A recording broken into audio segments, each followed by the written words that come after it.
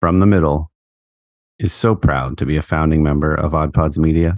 Hey, everybody, welcome to episode number 216 of From the Middle. We are a comedy, culture, entertainment, and interview style podcast. If you don't know what our spiel is, we are three middle-class guys living in the middle of America in the middle chapters of our lives with a point of view that generally falls somewhere in the middle. And in the first half of this episode, we pose the question, how often do you think you're being lied to? We also talk about, we talk about so many things. We have some really great airport etiquette stories as a part of that. In the second half of the episode, we talk a lot about the college football landscape shakeups, and then we cram in some of the things that we're streaming right at the end and tell you what to watch and what to avoid. Hope you have a great week. Thanks for joining us. We'll see you next week. Oh, for the love. Sorry, just clearing my Mountain Dew hole. I got my phone hole cleaned today. That's where you keep it? You're so cerebral and you're so developed and evolved.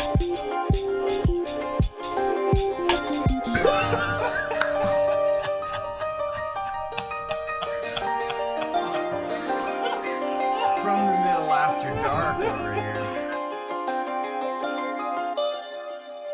How often, as a member of society walking through the world, do you feel like you're lied to?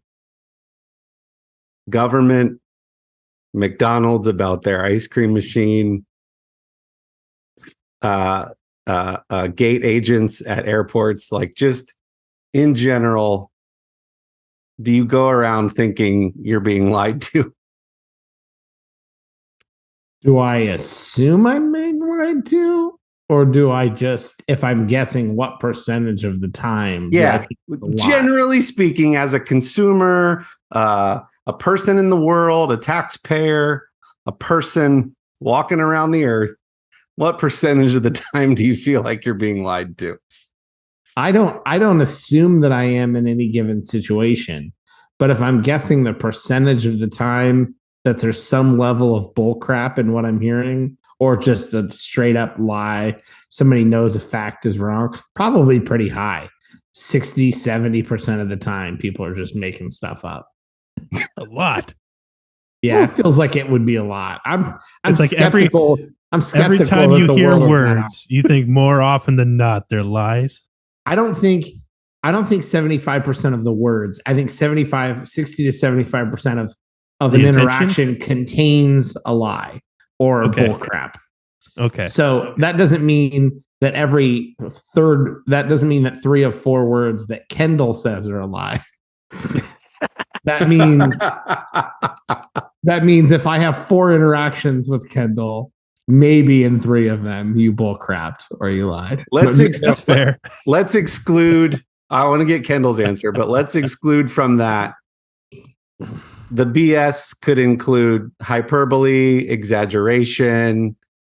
Let's remove that and just say like straight up being lied to. Like psychopathic level, I know I'm lying to you straight faced and I don't care. What about like embellishment? Is that going to count? I'm removing embellishment. I'm removing hyperbole. Okay, so making a story more interesting by like upping the number of fish you caught isn't a lie. It is, but that feels less. I'm asking for the purposes of this conversation. Are we counting that or not counting that? I'm saying you said it was a 12-inch fish. It may have been a 10-inch fish. And that's okay. And I'm saying let's remove that from now. That's just saying you didn't catch a fish at all. Right. That's what I'm talking about. I see. Yeah. So psychopathic level, I'm staring into your eyes as another human and straight up lying with a straight face and don't care. Yes. Yeah. How often do you think that's happening? At least 10, 15% of the time. Yeah, I say it goes down drastically then. Yeah. A lot. You're talking about like in a courtroom, like being convicted of willful lying then at that point. Yeah. I would say this. I would say that maybe 10% of the daily interactions that I have are going to be straight up lies for various reasons. But I would kind of like what I think Dylan was saying. It's not like I go around with a posture of everybody's lying to me. Right. Like that's not on my mind. Right. But kind of like in hindsight, I'm like, no, I'm aware that like the cashier was lying to me that they're supposed to be on break now or whatever, you know? Right. Right. Yeah. My percentage is going up. So Okay. this is my last travel story until I travel again. So I forgot to mention a little funny thing that happened when Sherry and I were on our way back from Southern California with our daughter. We're at Long Beach Airport. I can't remember the departure time. Let's say it was 3 p.m. Yep. Typically, flights Liar. board 30 minutes before departure time, right? So in this case, that would be 2:30. Mm-hmm. 2:30, 2:32, 2:35. It's Southwest. If you know Southwest, you don't have an assigned seat. You have a boarding group. So boarding group A starts to line up in that cattle line that forms outside of the gate. Okay. People are getting antsy, looking at where the gate agent should be standing. Ain't nobody standing there. There's like no, normally they would have been there for 15, 20 minutes, typing on the computer, handling people's issues. My son, handling issues before boarding, right? None of that has gone on. Nobody's been there the whole time. Finally, a person walks over with one of those orange and yellow reflective vest things on and starts doing our boarding and goes, hold on, for folks boarding, blah, blah, blah, to Denver. It'll be just a second. We're running a little late on boarding. I've got to go talk to the captain about a potential weight and balance issue. This is a large airplane. This is not a seaplane for 4 people where a weight and balance issue would normally be a thing. Yeah.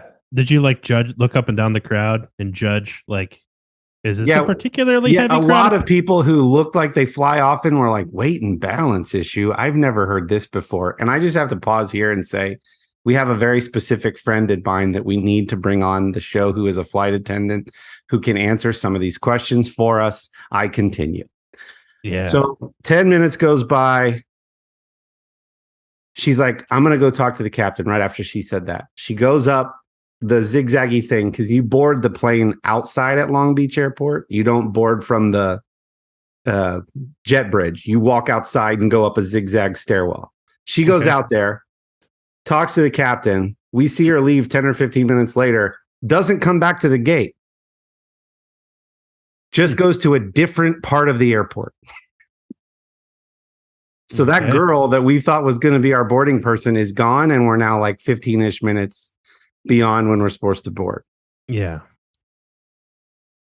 The pilot gets out of the plane and walks down that stairway and comes back and talks to another gate agent at the one right beside ours, and I just see him doing this. Like he doesn't know, for those not watching on YouTube, oh, no. Like he doesn't know what he's going on, and he might be the first officer or whatever they call the second pilot. First of all, I got to jump in there.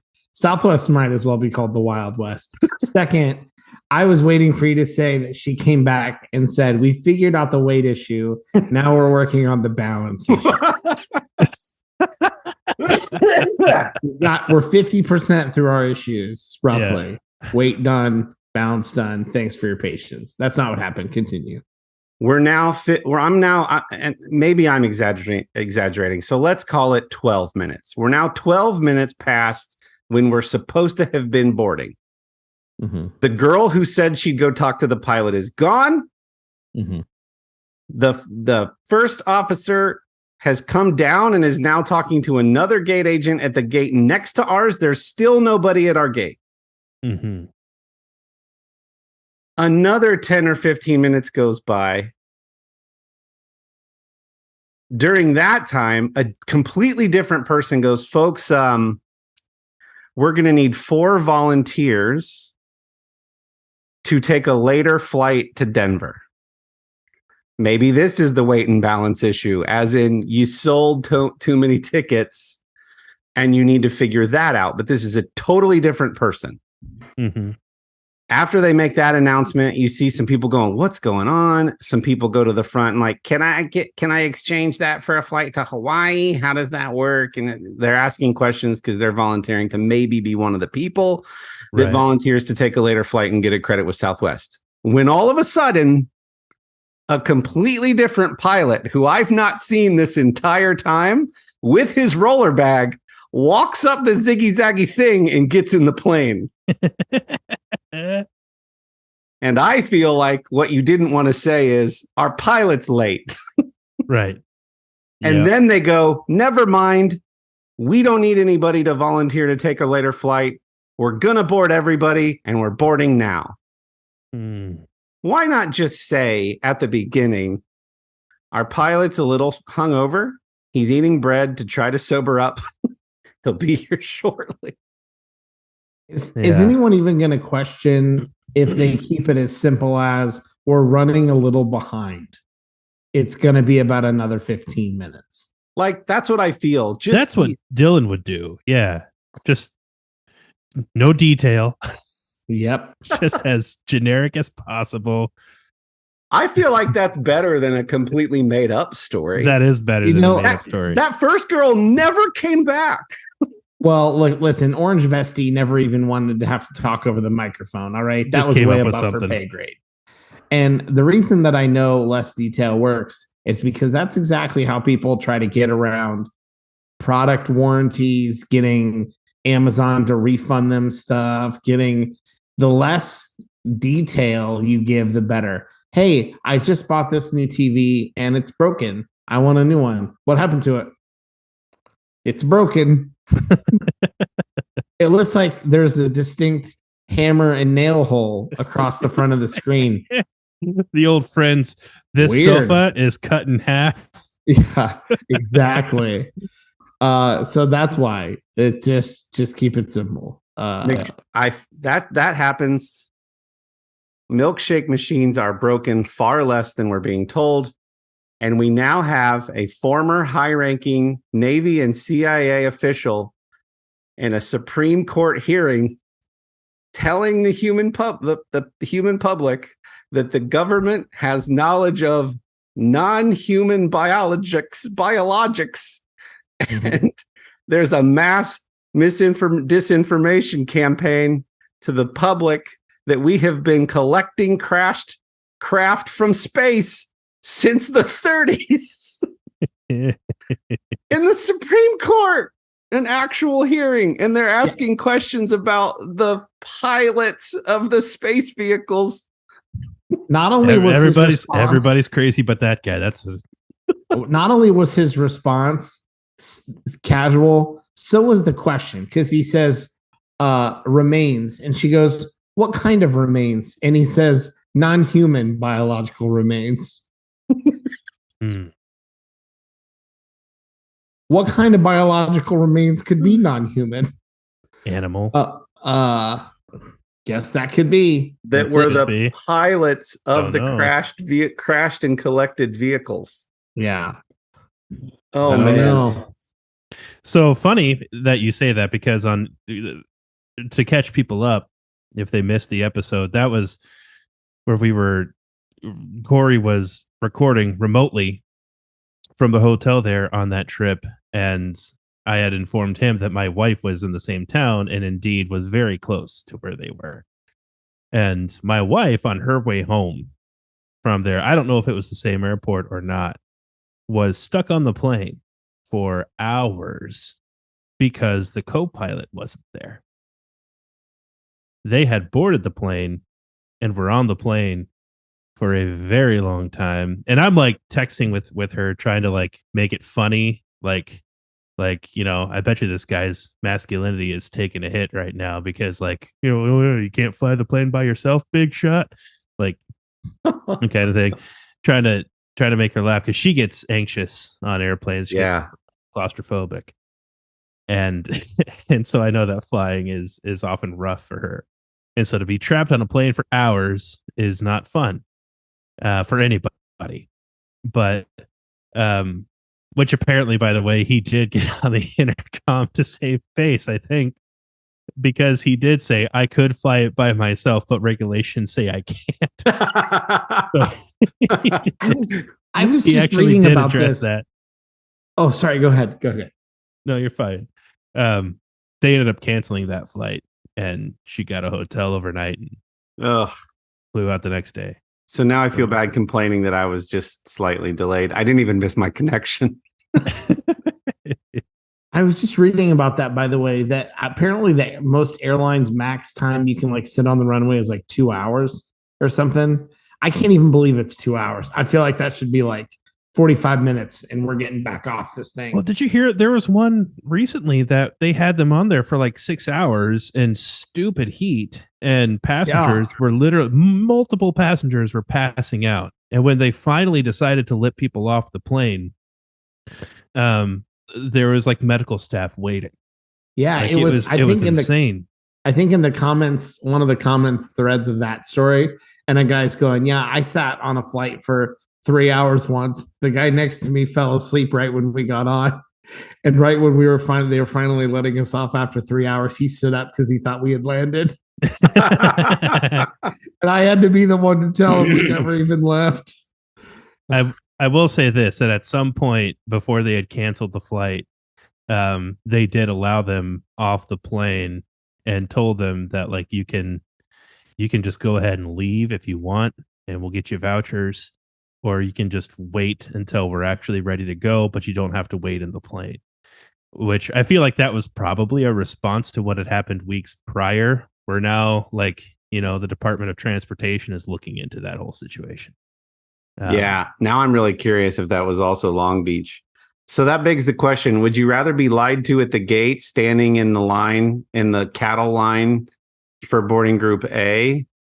Or would you rather be on the plane thinking you're going to leave and then sit there and not have a second pilot? I don't know. Standing. It was a different airline. I was wondering if maybe they like didn't sync things up, and like your co-pilot was supposed to be their co-pilot, and because that'd be funny. But speaking of, can you guys see this picture? It's yeah. Okay. So speaking of waiting in line at the airport, if you're not on YouTube, I'll describe it. There's a caption that says it's a picture of a girl on her phone in the middle of like the really long roped off lines by herself.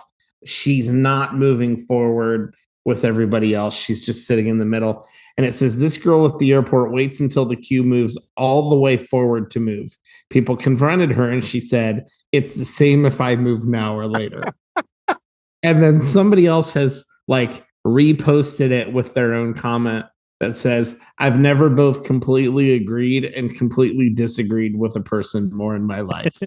I don't know how to feel about that. It's like technically true, but still not the right thing to do, is what feels like the answer. Yeah. This is a human condition experiment that this person is that this girl is conducting. She's a total provocateur. She's right. And human nature, if a line has moved, people get more and more anxious every second that goes by that she doesn't move, even though she's completely right and justified. But she's like, I'm going to stir this pot. Just watch. Well, that's the thing. I don't know if she's justified, but she is technically right. Like, it doesn't matter as long as she moves right before the person says, whoever's next, step forward. Then she's not slowed anyone down. So she's technically right, but I don't think she's justified in her, because there's a certain amount of like, there's still like general etiquette. I mean, the reason that we're not all like, you know, the planet isn't totally burning and on fire is because we accept that some things aren't rules but are good etiquette. And so we shouldn't have to make every single thing a rule or like a law just because it's kind of the nice or the polite thing to do. And so it's interesting because I feel like I would buy this she does. It does look like she's got a lot of luggage. So there's a little part of me that's sympathetic to like if she had said, "Hey, I've got a lot of bags. I'm just gonna let people move a little further in between me grabbing my stuff." I would buy that and be okay with it. But Yeah. you're right. People are so anxious with every step that they're not taking. That's just building. And they're getting more frustrated and outraged. Or even just to give any kind of rationale. For example, it has been a reality for me that I appreciate, like in a traffic jam, or I've experienced this too in a similar situation as her in a line for like a roller coaster at Cedar Point, that like waiting until the people ahead of you move about 5-6 feet instead of inching forward feels better to me, because I have that moment of like, whoo, I'm really going now, even if it's for half a second. And so I like that feeling. And I feel like if she would just say, like, turn around and be like, it just feels better if I get to walk a little bit more if I wait a while. Other people would be like, yeah, maybe. She might have a sympathizer. If I'm behind her and she told me that, I'd be like, I get it. Now, let me ask you this: since you're somebody who would get it, because my inkling would be if I was her friend and I was sitting beside her in line, I'd be like, "You're technically right, but like you're being a dick. You're being rude, even though you're technically right." Like, because other people are anxious and want to go, and if it feels like you're holding them up, you're ruining people's day, like by doing that. So my question for you is like, would you sit behind her and wait if you knew her or were friends, or she just explained to you? And how would you feel if people went around her, if they got kind of fed up and they slid in front of her or they went under the thing for them to feel like they're keeping it moving? The minute you stand beside, if she's your friend, if she's your family member or friend, the minute you stand behind her and don't say anything else, you're joining her cause in everyone else's mind, because you're not speaking truth to power. So you're on her side. You've now joined her cause. Yeah. I personally wouldn't hold it quite to the extreme that she is doing it. And so if she was with me, like if that was like my friend, I would be like, hey, we need to go. Yeah. But oddly enough, I think as a stranger and I'm the person behind her and she turns to me and says, I'm sorry, I just like to walk a little bit more in between, trips of, because it just feels better. I would have been like, you know what? I think I'm one of those too. All right. Sold. Here's what helps me in what you said. You had a little bit of, you put an I'm sorry in there. You put like, I'm sorry, and then a kind of quasi-reasonable explanation. No, that's what I thought that was your question. I thought your question was, if she said what I was saying, am I okay with that? And the answer is yes. Yeah, you start to make me sympathize a little bit more with her. And then I go back to the quote. I could just imagine somebody looking up from their phone and going, it's the same if I do it now or later. I'm not defending that at all. So now what if you get an explanation and people start going around her and she's still standing there? I think she's right. I don't care how angry they are at her. I think she's right. And so at that point, it just becomes okay, now let's just look at facts. Here's the only thing that makes her wrong. If the line doesn't have a couple more zigs behind her and people are now spilling out into the general hallway, now she's wrong. Now she's exactly. Yeah. Now she lacks spatial awareness and she's in the wrong. If it's not now, she's forcing the line to protrude into walking space that wouldn't normally have that problem, which would create walkway. As long as as far back as it goes are the two first poles that create the ziggy zags, then she's right. I feel like this is a volatile situation where like I would change sides so quick if certain requirements are met. Like even if it, like what you just said, it's like boom, I'm on the crowd side now. Or if it was now we're like, shoving her. now I'm pushing her. Now I'm probably getting removed from the airport at that point. Or if like the security guard is about to wave the next person forward and they're not there because she was stuck on her phone just a half a second too long, and it looks like that she's not going to make it all the way around before it's her turn to show her ticket. At that point, I'm like, everybody, let's go. And we're breaking barriers then at that point. I would switch that fast. Here's the other thing she's putting out in the universe. The minute she fumbles with her purse or wallet or doesn't have a document ready, we have every right to lose our minds because she even stood for longer. She had the time. She had the time to in hand and ready. But if they go boarding pass or ID or TSA pre-check number and she doesn't have any of that, or even if it's just a ID and like, hold on, let me fish it out of my purse. No, I'd be pissed off at that too. I'd be like, no, while you were standing there doing nothing but looking on your phone, you should have been getting your documents out and have them in your hand. I don't want to wait 2 seconds now. Yeah, I can just imagine Corey ready to rage behind her to tell a story on the podcast. And as soon as they ask for ID, she looks back and just flips her phone out and they scan it and she walks right through. Dang it. Like you're like, and then at every point she's ready, Apple Watch just ready perfectly, scans it on the thing.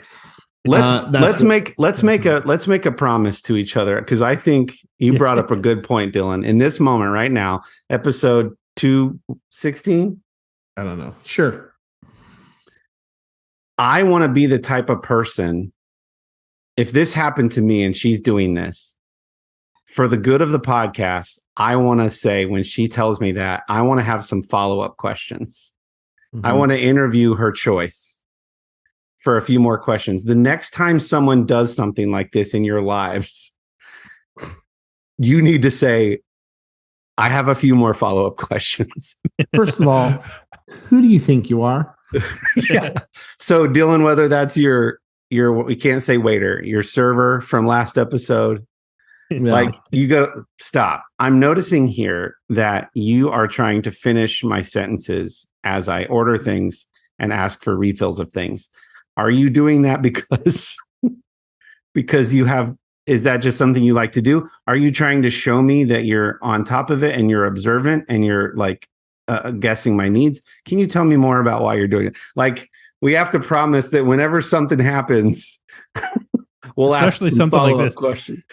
Okay, what an amazing way to start that little interview would be in an airport, a person like waiting too long to move forward, and now you can legitimately tell them, I'm sorry, but I have a podcast. We talked 100%. about this. Yeah.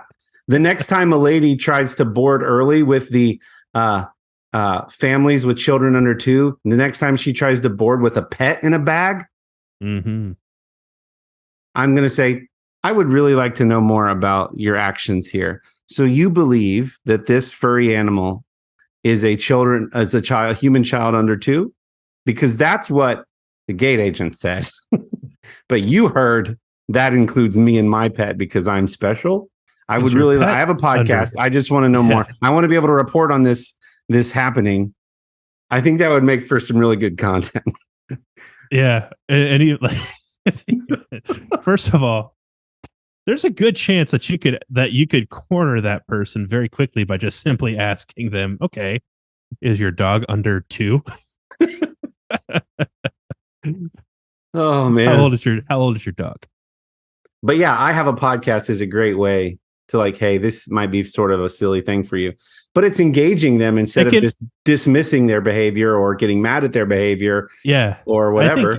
I think even people without a podcast should do this and preface it with, I have a podcast, just because it gives you a reason to say, like, hey, I'm not the jerkwad you think I am. I'm generally curious, and this is the kind of thing that we talk about. Or middlers, hey, call to action. When something like this happens to you, say, I'm affiliate. I'm an affiliate of a podcast. They talk about social issues like this. I have 3 questions based on your decision to stand here. in the middle of the aisle in the supermarket, talking to your friend with both of your grocery carts, completely blocking the ability for anyone else in this grocery store to pass through. Tell me more about this. Is this because you don't see anyone else? Is this because you think no one's going to buy dairy today? Why do you think that what you're doing is okay? Do you not think about things? Or I guess I don't know how to ask this without sounding like a jerk. Yeah, it's so hard to ask without Why sounding are rude. you? Oh, that was good. We just spent the whole first half of the episode talking about that. Let's hear some words from our friends in Odd Pods Media. Once upon a time. Boring. It was the best of times. It was the worst. You got that right. What's your problem? We want new stories. Hi, it's Frankie. And Garrett. And we host the Ever Trending Story, a weekly podcast where we bring to life a fictional story created by our own minds and some of the hottest, craziest trends from the internet. Find us wherever you download podcasts, and be sure to join the fun on social media at EverTrendingPod. Hi, I'm Tina Jaramillo. And I'm Hillary Doherty. And we host the Muck Podcast, where we discuss the dark and sometimes weird true stories in American politics. Hey, Tina, did you know that Elvis crashed the Nixon White House for the sole purpose of getting a DEA badge? And it worked? What? Or how a gun control advocate senator out of California engaged in gun trafficking with notorious gang leader Shrimp Boy? Shrimp Boy, I remember him. Okay, so, we cover all of that and more from maladies, madness, mischief, and murder in U.S. politics. And we also host a bi-weekly interview segment called Lil Muck. We interview politicians, journalists, activists, and others who share their experiences in politics. Find the Muck Podcast wherever you listen to podcasts, and check us out on social media at the Muck Podcast. Oh. Yeah, the only other note I had on here was college football realignment with the extra news out of the Big Oregon, Big 10 and Big 12 and Washington. The potential death of the Pac-12. Rhea ligament. Read a thing today that said that big conferences are going to stop supporting less popular sports, which would be interesting. Which is a shift from what they'd been doing. Like, for example, hockey. The Big Ten was not involved in hockey up until like a decade ago. Right. Ohio State was not part of the Big Ten as far as hockey was concerned because it didn't exist. They were part of the CCHA. And, but then the Big Ten eventually was like, hey, we want hockey. And so all the Big Ten schools had to jump that were Big Ten schools, or all the Big Ten schools that had hockey teams had to jump into the Big Ten. They had to leave the CCHA, and then the CCHA ceased to exist at that point. But I think one of the most, with all the college football realignment stuff, I think one of the most practical things somebody has said about all of that so far is then football, or maybe football and basketball, schools can be in one conference, and in all other sports, they should play in regional. They should have different conferences. Mm-hmm. So like men's lacrosse at Ohio State should be in like the MAC, or, or if there's still a Big Ten, fine. Or a lacrosse specific thing, which I think lacrosse, like they need to have separate conferences for either everything but football or everything but football and basketball.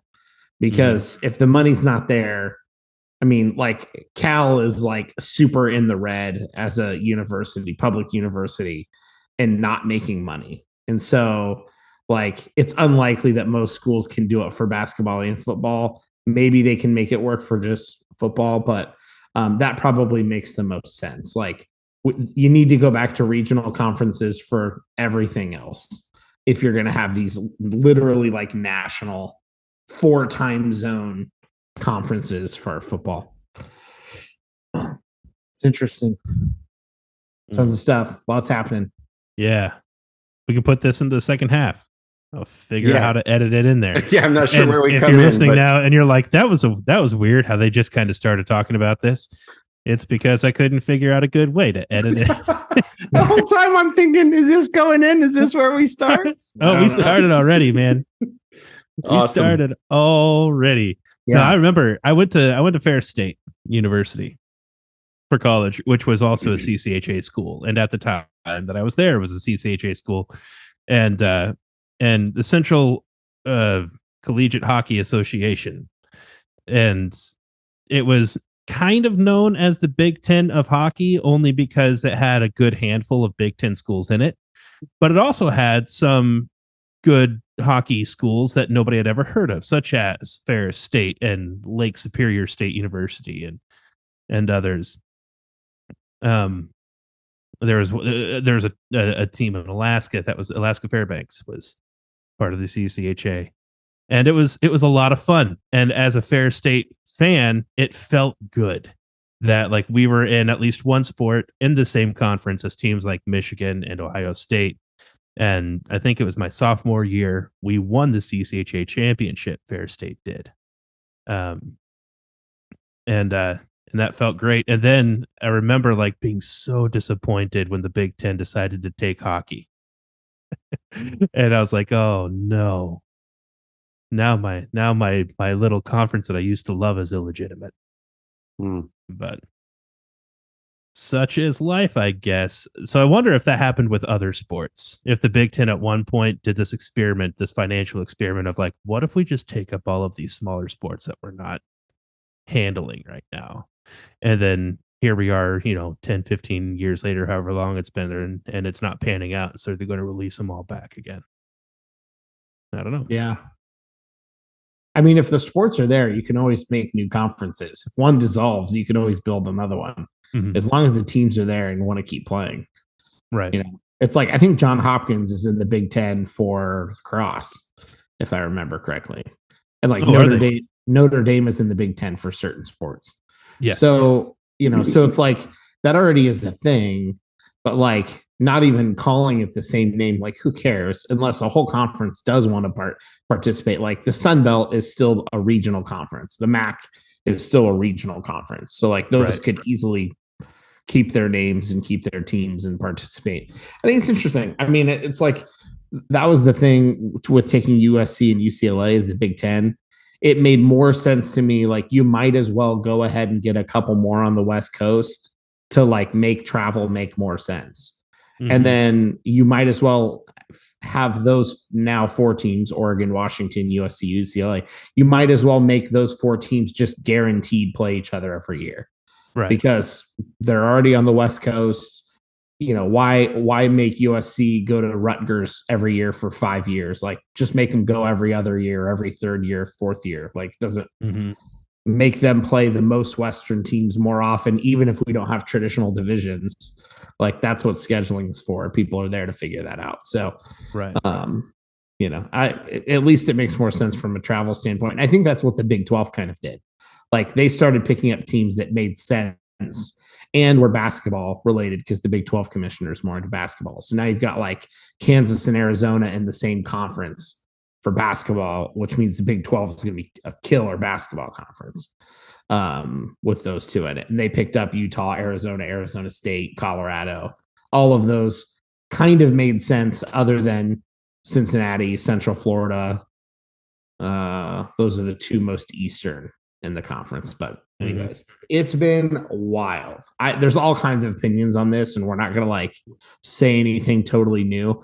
But I'm kind of in the camp that like if you've already picked up a couple West Coast teams, why not add more if you want them? Who cares? Like, if they decided they really wanted Stanford and Cal because of academics and sports.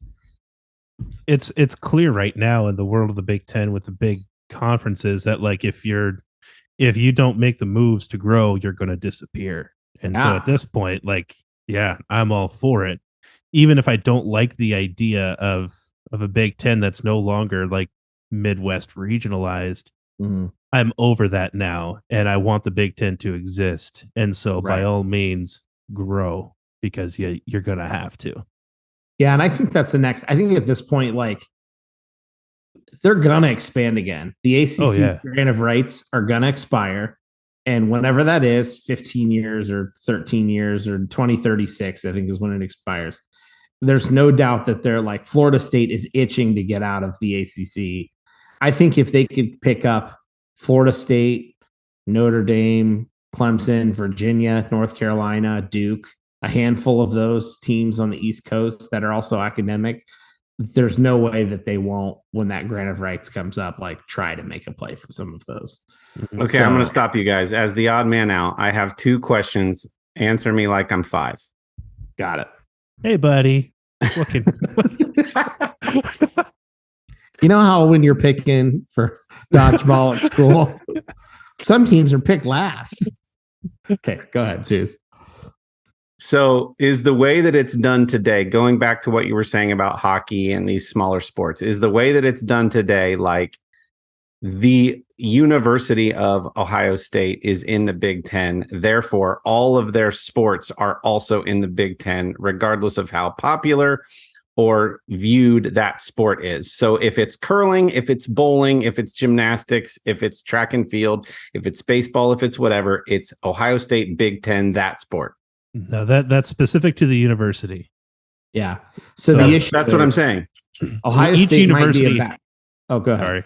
No, Each that's what I'm saying. university So, has their own contract with their conference, right? Right. And so the conference will negotiate that contract with the university, and the university might want to retain some of its sports with other conferences even, and that happens. I'm sure there's contracts out there where every sport that a university has that is going to be in a conference has to be in our conference, and if they're not, then we're just going to call them club teams or whatever. Okay. Yeah, the issue is like most schools don't have as many sports as a school like Ohio State. Right. And so you might have 14 members of the Big Ten, but only 3 of them have bowling. Well, that's not enough to be a conference. So then for bowling, we'd have to find a conference or make a conference. So that's typically what happens and the smaller the school, the less sports they have. And then they just become local club teams, they play each other for fun. Got it. So second question, all these shakeups and we're taking them and they're going over here and they're moving over here. I'm assuming this all comes down to money at the end of the day, but like at some point, aren't you trying to be competitive as a conference? I thought back in the day, it was all regional. So I thought it was like, it's this chunk of the country, they're in this division. It's this chunk of the country, they're in this conference. It's this, and that's no longer the case. We're now saying it's based on TV viewing and who needs to play who to be competitive. And they've got some, so we're kind of throwing it all out the window right now, evidenced by the fact that the Big Ten took on these other teams last year. And so now it's just kind of a big shakeup to see who goes where and who's going to be the cool kids in their conference. And like, what's the main thing pulling people from one to the other? So you can very broadly say media markets, which equals money. Sure, schools, conferences could have their own other reasons. So a one that's used as an example for the Big Ten, there's a certain like higher standard accreditation called AAU. So the more academic universities, all the schools in the Big Ten were AAU, including Nebraska, until after Nebraska joined, and then they lost AAU status. But you could see the Big Ten targeting AAU schools because what they like to do is kind of share some of the academic resources behind the scenes. So if you're not just going to say TV and media rights, which equals money, or TV markets, which is mostly true, you're talking about maybe like the Pac-12 just got presented with a deal from Apple guaranteeing media money in something in the realm of 20 million per school in the Pac-12. The Big Ten teams are probably getting 60 million, something like that. So quite a bit more, but you might be talking academic money in the billions for these conferences. So there's also the sharing of academic resources in the Big Ten. The Big Ten likes to think of themselves as also highly academic as well as athletic. The SEC is from the outside looking in, just kind of seemingly looking for kind of regional, kind of football powerhouses that are also new markets for TV. The Big Ten just kind of went, we want academic and TV market. Maybe sports don't matter as much, hence Rutgers and Maryland but then we went to the West Coast and got USC and UCLA. So you could just say generally money. That might be academic or athletic. It might also be part academic. No one's willing to say exactly what it is. Like the Big Ten commissioner is not going to say, "Hey, we want to kind of share some of the resources of our billions of dollars per university and academic endowments." But that's probably part of it, as well as the athletic money and TV markets and media money and all that kind of stuff that they work out with like Fox and ESPN and ABC and whoever. So generally money, maybe academics, maybe academic endowments and academic programs, kind of. But yes, that's pretty it's means that. So yeah, that's exactly right. And you're right, Corey, and your assumption that things used to be regional and now obviously it was kind of like the first person to go outside of that norm, just like flipped a switch for all of the other conferences to say, okay, we were kind of thinking the same thing. Yeah. And now you have a situation where the Big Ten literally is in New Jersey and Southern California. Yeah. And so yeah, the Big Ten goes to UCLA, for example, and says, hey, we know you're getting X amount of dollars from your conference, which is apparently hemorrhaging money and getting smaller. And we can guarantee this amount of dollars, which is far more. And if you hop on board along with USC and don't tell anybody, but we're also under the table talking to Oregon and Washington State, we're going to start building up this area. We're going to be in the West Coast TV markets as a conference, which means we're just going to be making more money. And guess what? Your revenue is going to go up because of that too. And even to the point where you're talking about your travel expenses are getting washed out plus. Like right. Even to travel across the country for USC and Maryland, to USC and UCLA to go to Maryland and Rutgers and Penn State, even, you're far out earning those exactly even the travel expenses. And then maybe now it's getting to a point where, to go back to the earlier conversation, where it's like, but we're not sure it's making sense for us to ship the rowing teams from Columbus, Ohio, all the way to California. So they're going to keep doing their rowing thing out there with the rowing coalition. Yeah. So we're going to let the rowing teams leave the Big Ten and do their own thing. And and there's nowhere to row in Indiana. I don't know. I made that up. There's rivers. There's cornrows. And so it's pretty wild. The other heavy daytime soap opera drama level of realignment that came along with this is everyone more than 2 years ago probably thought the ACC could have collapsed first, except for this whole grant of rights and them owning the media rights. And then Oklahoma and Texas left the Big 12. And then it was like, holy crap, now the Big 12 is going to collapse. And then all of a sudden, the Pac-12 was talking about like absorbing part of the Big 12 and taking Oklahoma, Texas Tech, and, them becoming the West Coast Power Conference. And now all of a sudden this is flipped and Colorado left. And then Arizona State and Utah left to the Big 12.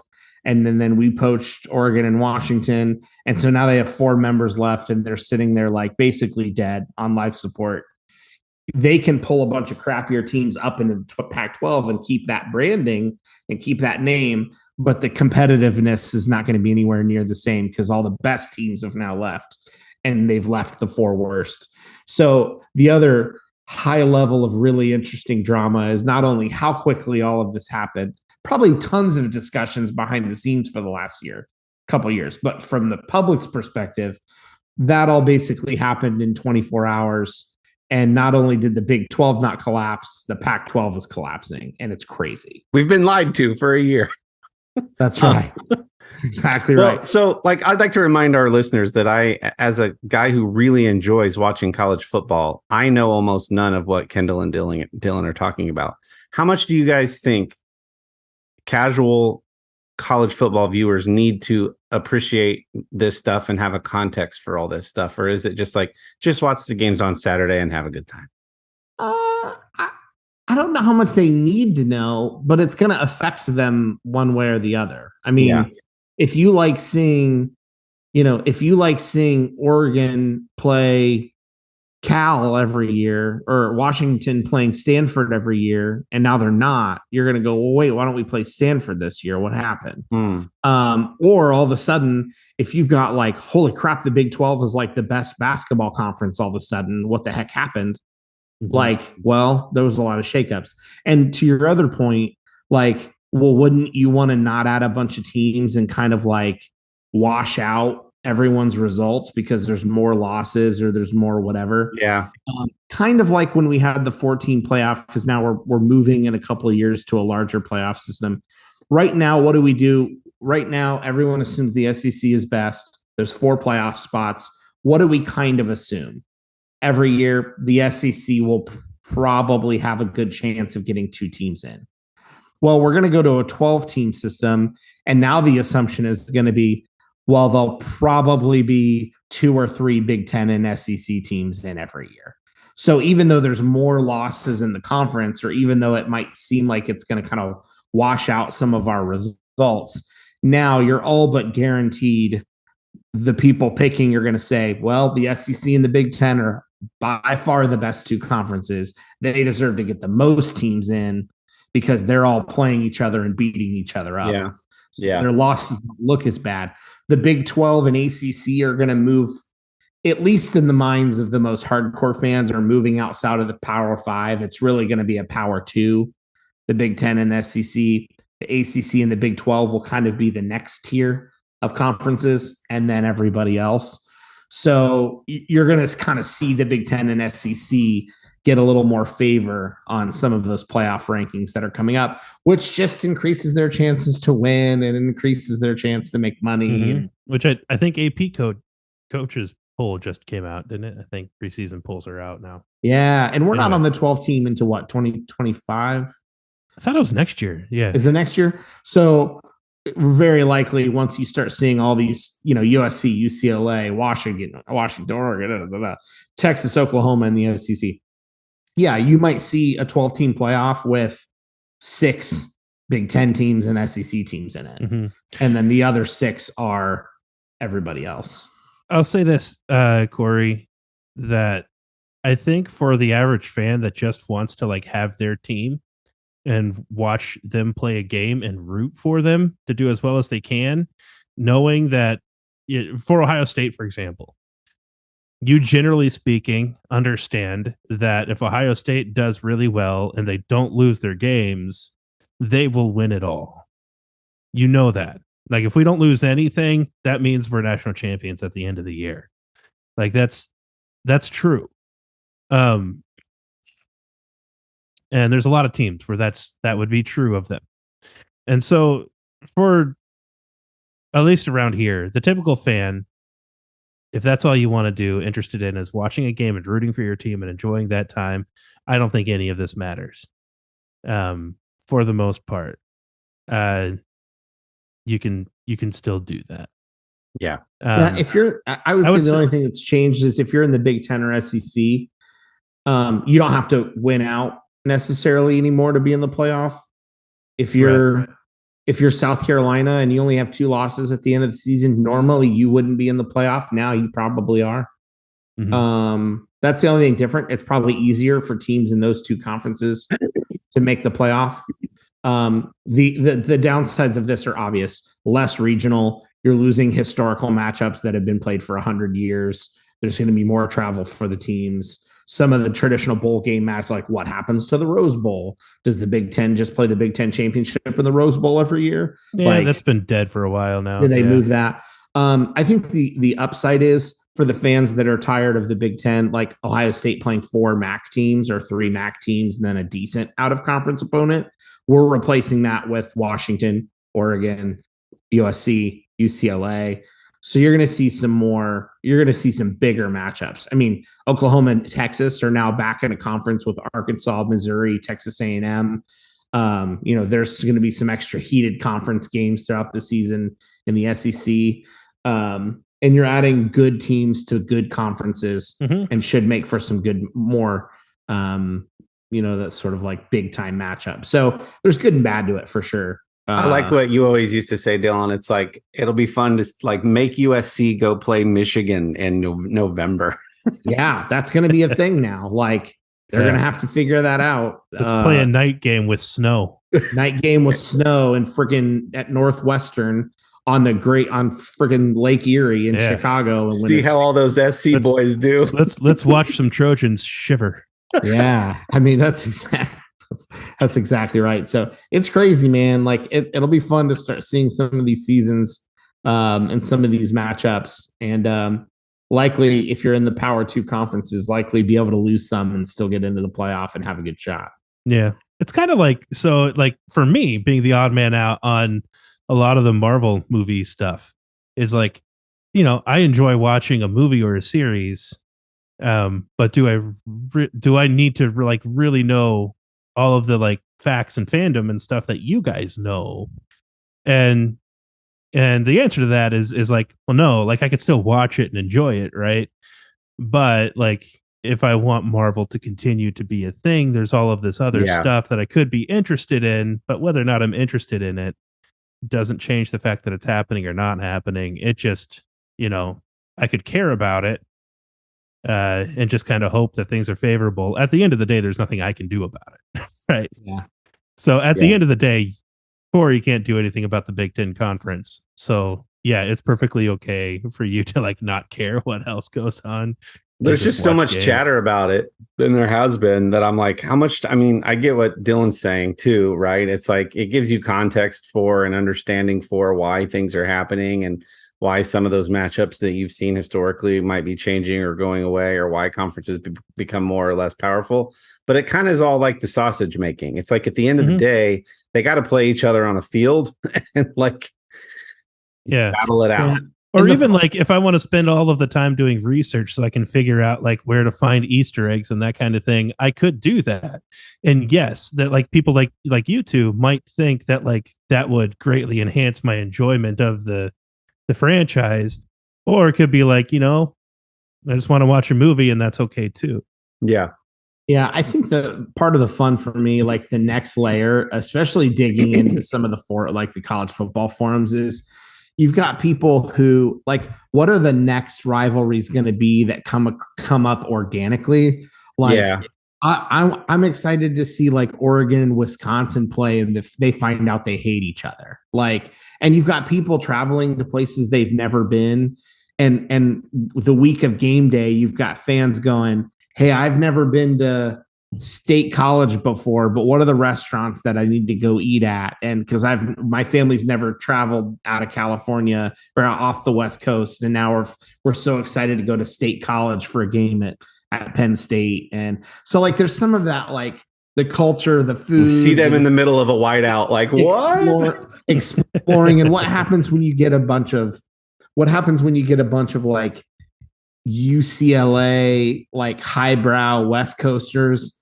and you drop them in the middle of Indiana, and they're going to play like at Indiana or Purdue, or they're going to play Iowa or Nebraska. Like, let's just let those fans all hang out in the stadium and just see.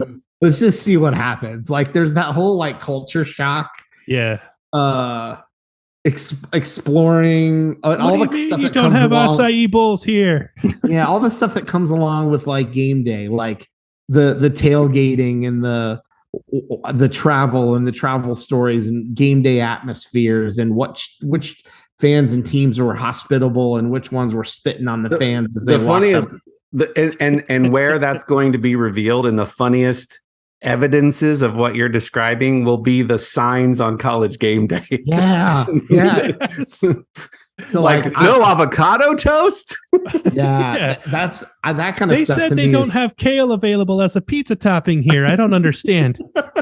Yeah, I can't. That's the stuff you're going to see, though, right? Like, you're going to have freaking California fans that have never been in that kind of, Oregon fans that have never been in that kind of environment go from Portland to freaking Nebraska. And like, Well, the only thing I could eat was ribs and steak because that's all they had to eat within 30 miles of the stadium. Oh, And it's funny. so they're part of that is the fun Yeah, of it. all of their pizzas have real cheese on them, and I just think that is inappropriate. I asked them for a vegan option and they just looked at me funny. You know? Yeah, they told me they had chicken. Yeah. Exactly. So, anyways, that's part of the fun of it too. Speaking of things we're excited to watch. We do not have to do all of our streaming because I've been on planes a lot, so I have a ton. We've been really talking about weird topics today. It's been fun. But I know, Dylan, one thing you watched, and I really want to hear your thoughts about it. Kendall, I'm open to anything you've watched recently, and then I'm just going to fly through mine.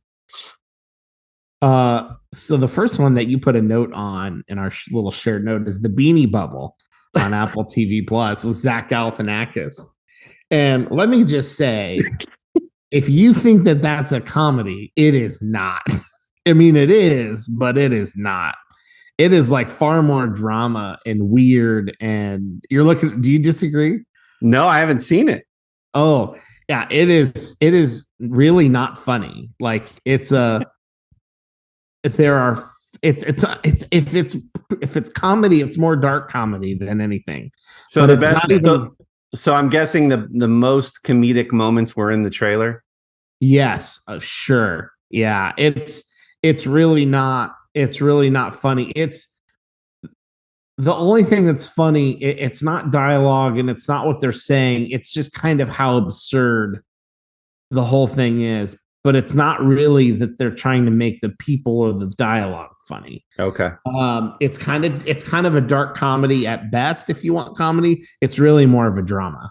But Zach Galifianakis still does a very good job. He's great at playing these just odd characters. He's so good at that. So you can check that out on Apple TV Plus. Happiness for Beginners on Netflix. It's nice. If you like Lifetime movies and movies that make you feel better about the world and getting to know yourself, it's nice. You can go watch that. What's the premise? What? I don't know anything about it. Happiness for Beginners is if you know The Office, they had Erin who was the receptionist. Yeah. Basically, the movie starts with her getting divorced. She had signed up for a hike because she just wanted to prove to herself that she could go do something that she wouldn't kind of normally do. And on the hike is her brother's best friend. And there's some friction with him not liking her ex boyfriend, but also you can kind of tell early he's maybe got a crush on her. And so it's that. It's not fine. It's nice. It's a nice movie. Don't go out of your way to watch it. Imitation Game on Netflix. Benedict Cumberbatch is he's into math and codes and solving problems and riddles. And he wants to help the British win the war and beat the Nazis. And there's a twist with his character that you'll find. This is an older movie. Ooh. It is 2014. I just got around to it. It's on Netflix if you want to check it out. Yeah. And then I recently have watched back through all the three Captain America movies. Because I finished Guardians. I think the Spider-Man trilogy, Captain America trilogy, and the Guardians trilogy and the Avengers movies are probably all the best of the MCU. So if you didn't know what to watch, those three or four things are all exceptional. Man, I love Captain America so much. His trilogy is freaking phenomenal. Everything about it is just ridiculously good. And so it was just so much fun going back to watch the Cap trilogy. Wonderful. Kendall. So I did start watching with the kids. I went on to National Geographic via Disney Plus. Just tried to find something, randomly grabbed Port Protection Alaska, which is a series that apparently is still going on, and it started in 2015. And I'm excited about that fact because I'm getting into the lives of these people who live in Port Protection Alaska, which is a super remote village, seaplane and boat access only to this place. And the weather there is often bad. And so like seaplane is often the best that they can do because boats won't even go there. But anyway, crazy remote town, and it's really cool and fun to see the way these people take care of each other, and people just kind of like assume roles. Everybody, like, if they move there, they typically move out because they can't handle it. But the ones who stay, like, look for a niche, look for a way to be helpful. They learn a particular skill so that they can be useful. And like, they're not walking around with wallets. They're instead like, there's a guy who is the one who takes a boat over to some different islands and has like a vehicle cached on an island, and like goes and looks for dead trees or fallen trees and harvests firewood. And he's providing firewood for everybody for the most part. Wow. And in return, like, he'll drop off some firewood, and that person will give him some blueberry preserves that they've made. And like, that's the way they exist. Like, there's a guy who's good at like finding scrap metal and just building random crap. And so there's a few guys who have like volunteer fire department background. And so they're kind of like the fire brigade. And that's this village. And so I'm getting into the lives of these folks, and I'm happy to know that like I get to see where some of this goes. So Port Protection is a place. I thought it was like Border Patrol, like it was going to be like To Catch a Smuggler. No, it's the name of the place. Yeah. Okay, got it. Like I hear Port Protection and I'm like, oh, this is like an Alaskan like Border Patrol. Yeah. Got it's it. like this cove where like you've got this like little, I don't know if it's called an inlet or what. Yeah, I'm looking at it. It's right now. on the shore Okay. of Alaska, and then Port Protection is mostly surrounded by land, and there's this one little inlet that connects to the ocean. Got it. And so what that means is the waters, which it's probably only like a half mile to a mile wide, the waters of Port Protection before you like go through the little inlet to get to the ocean. But what that means is the ocean can be choppy and bad for boats, but it still might be safe for a plane to land within Port Protection because of the little cove there. So they've got a plane that comes by like once a week to drop off mail, or if somebody has like a serious doctor's appointment, they will get on that plane and then ride to the nearest town via air. So some of that pops up, and it's like, if you have a medical emergency, you have to hold out until the plane comes. Like, what's this guy? What's he do? I want to know his story. Oh, that guy, he's a trapper by trade and he's a fisherman by trade. So he does those two things really, really well. And everybody looks up to him as a fisherman, and he traps, which means he also like is making like fur hats and other goods like that. And the newest member of Port Charlotte is kind of like trying to get under the wings of everybody there to learn some of the different skills, because to live there, everyone has to be a sort of jack of all trades. Like, you have to be able to go out and hunt yourself if you have to do that. So like, not being able to hunt isn't an option. Yeah. There's just some guys who are better at that than others. And we'll use that skill to barter with others and to keep everybody going. Right. Yeah. Exactly. But if you're not following on YouTube, they showed a picture of Santa Claus. That's who that was. Yes. This sounds like my kind of show. It's like, it's like Community meets Alone meets, I don't know. Yeah. That's fun. Well, you guys talked about Will Ferrell in last week's episode, and I haven't heard the section of the episode yet where you're talking about that, but I ended up watching 2 Will Ferrell movies. One, just because it's the first thing I found, the duration of my flight was like exactly in line with this movie. So I watched Step Brothers again. That absolutely holds up. It's just, go back and rewatch it. Like, the humor is still very relevant and spot on. Had a lot of fun watching it. Laughed out loud a lot on the plane. A movie that I didn't even know he made. And I don't know if I was sleeping when this movie came out. Eurovision Song Contest, The Story of Fire Saga. Oh my gosh. First of all, Eurovision is apparently a real thing. Like The Voice or American Idol, where people from all over Europe do a singing competition. So Eurovision is real, but Will Ferrell is part of a 2-person team competing in Eurovision, a made-up story about them competing in Eurovision. Their band is called Fire Saga. The co-star in it, I have to look her up. Isn't Elizabeth Banks? Nope. No. Sorry, folks, for the dead airtime. Rachel McAdams is it plays Sigrid. So they're from like Finland or like Sweden or Is it Pierce Brosnan, his dad? yeah. So they're competing. So fun. There are parts that are really stupid, classic Will Ferrell, but then there are parts that are so sweet and endearing. More than anything, though, you're going to want to download the album to listen to the songs because some of them bop. And the vocals, the singing talent in this movie is incredible. I think they're pulling in some people that actually have competed in Eurovision as some of the... So Rachel McAdams is not singing her parts. They're pulling another Swedish singer for her. Anyway, so fun. Didn't even know it existed. Highly recommend. Hijack, Idris Elba, Apple TV, 6 or 7 episode series. I watched it on a plane, and it's about a plane being hijacked. That added an extra layer of thrill. Highly recommend.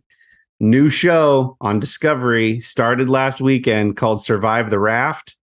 Apparently back in 1973, there was this guy, social scientist and whatever, that tried to put 8 to 10 people on a raft with very different beliefs and backgrounds and whatever, and put them on a boat to see if they could work together. And so Discovery thought, hey, it's been 50 years. Let's do the same exact thing. Our culture is highly polarized right now. So they put like very stereotypical Appalachian guy, very woke left person, cisgendered LGBTQ person, rabbi, like, hey, let's just put all these people on a boat and see if we can get them to agree and work together and fish and do whatever. Sherry and I watched the first episode. It seems very interesting. Survive the Raft if you're into that sort of thing. I am a M. Night Shyamalan fan and had not seen Knock at the Cabin. That was, it's fine. It was interesting. The last couple Shyamalan movies have not been as fun and as twisty and as whatever as some of his others. And then lastly, Quarterback on Netflix. You guys know I loved Drive to Survive, Formula One Drive to Survive. Because of that, I watched Full Swing, the one about golf. There's one about tennis. Don't think I'm ever going to watch that one. But Sherry and I started Quarterback. It follows 3 NFL quarterbacks during the 2022 season: Patrick Mahomes, Kirk Cousins, and blanking on the other guy. And just follows them. And it's like behind the scenes, very raw, very authentic. Their personal lives, training, everything going on behind the scenes with the franchises and the teams and the politics and whatever of the teams. We just watched the first episode, but it so far seems very, very good. So that's what's up. Nice. Very good. Hey, anything else? No, this has been a slightly longer one. That's all I got. Has been. All right, guys. Well, we are asking you guys to call yourselves affiliates for us. That way you can come in and report, and we can all go out there into our various communities and answer some of the hard-hitting questions, such as, why are you? In those situations, try to be nice and kind about it. But by all means, make it funny. And we find ourselves being affiliates as well to a wonderful local to us company called Artius Man. Go over to artiusman.com, ARTIUS man.com. And you need to buy yourself some beard oil. Listen, if you want to smell like a guy, and if you want your apartment, your home, your house, your bedroom, whatever, to smell nice but still smell like guy, then this is the company that you're looking for, because they're going to take care of your beard. That's kind of their bread and beard butter. Is their beard products. That's how they got their start. But I will tell you this, that I use shampoo and conditioner and bar soap from them as well. And I'm a dude who has very sensitive skin. My scalp goes crazy when I try to use the wrong products on it. And Artius Man seems to work for me. Doesn't mean it's going to work for you, but it works out for me just fine. Smells great, smells manly, and your wife is going to dig it. Your girlfriend's going to like it. And or if you have a significant other who smells bad, by all means, buy them this stuff. And put the middle and the discount box or whatever at the end when you're checking out. And if it's your first order, you're going to get 25% off. And that's really cool for you. And obviously it helps us. That's why we're telling you about it.